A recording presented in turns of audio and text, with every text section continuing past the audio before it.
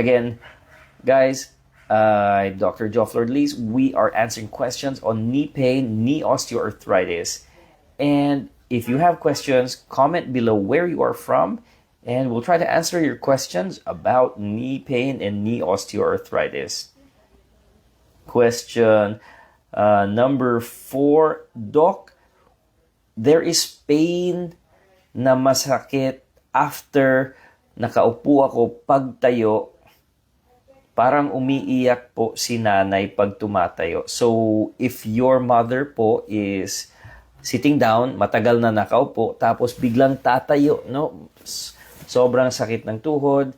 Yes, those are pain and symptoms of possible osteoarthritis. Again, we did give a very good tip.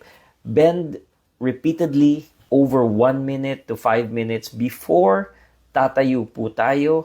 Again, this gentle range of motion exercises activates the quadriceps muscle para po mag-less yung pain at pwedeng tumayo na hindi masyadong masakit po yung tuhod.